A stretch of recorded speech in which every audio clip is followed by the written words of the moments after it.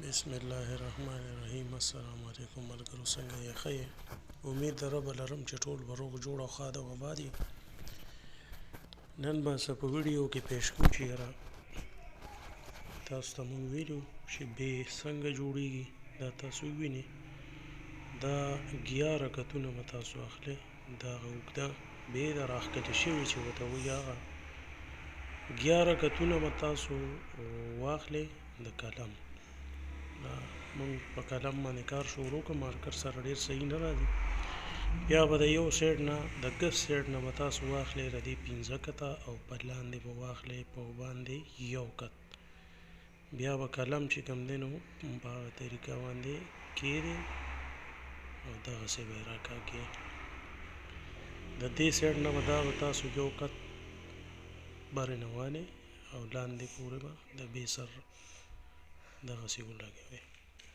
دا چې کوم دی نو په دې طریقه او سنټر کې به ورته نقطه واچوئ. او که تاسو نه څه غلطي یا د دې دا سایډونه سم نه راځي نو د قلم په څوکه باندې به دا بیا د هغې په مدد سره به دا ټیک کړئ. د دې نه به بیا تاسو 2 کته یا داسې معمولي سیوه بره لاړ شئ. د دا کت د لاندې طرف نه سنټر کې به دغې ته مخامخ 2 کته یو خوا 2 کته بل خوا یو کت منځ کې سنټر باندې به واخلئ.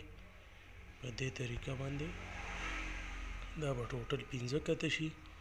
لاندې باندې هغه یو نیم کته یو نیم په باندې یو کت.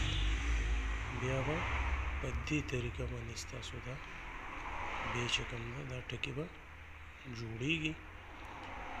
دا تاسو وینئ 15 کته او لاندې 11 کته.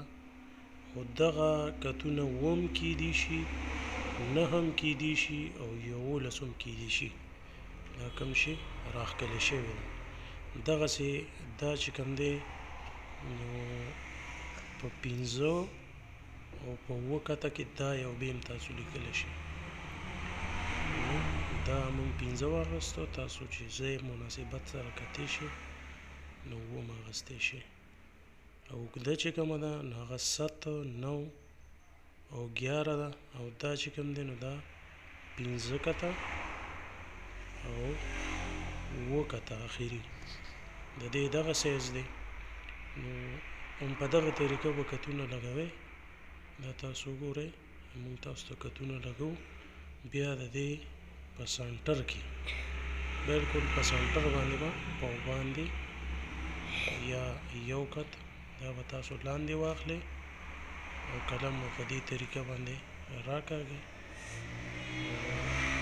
که دې کې ستاسو نه دا سایډونه سم نه راځي نو بیا به د قلم په څوکه باندې هغه په مزه مزه ټیک کوئ. داسې قلم به پرې نه راکاږئ ځکه چې دې سره بیا اکثر غلطي پکې راشي.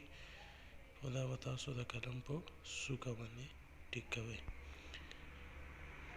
دا په دې طریقه به تاسو خپله پریکټس چې کوم دی نو جاري ساتئ. کوشش وکئ قلم او صحیح دې سره خطاطي صحیح هم کېږي. دې نه پس که تاسو بیا هر څه استعمالوئ نو ستاسو ګوتې چې کوم دي هغه به بلدي دې سره، نو تاسو به پرې په هر څه باندې بیا تاسو کار کولی شئ. خو په اول کې دی له قلم او صحیح دا لازمي دي. قلم به صحیح طریقې سره جوړ کړئ او سایز تاسو ته مونږ دې کې ښیو په دغه سایز باندې. او دا هیڅ مشکل نه دی، هیڅ خبره نه ده، دا هر انسان کولی شي. نو دا زمونږ نننۍ ویډیو تاسو ته څنګه ولګېده د دې په باره کې به مونږ ته په کمنټ کې ووایئ. خپل پریکټس هم جاري ساتئ، مونږ ته کمنټ هم کوئ، ویډیو هم ګورئ. چینل د سره ضرور سبسکرایب کړئ، لایک او شیر کړئ.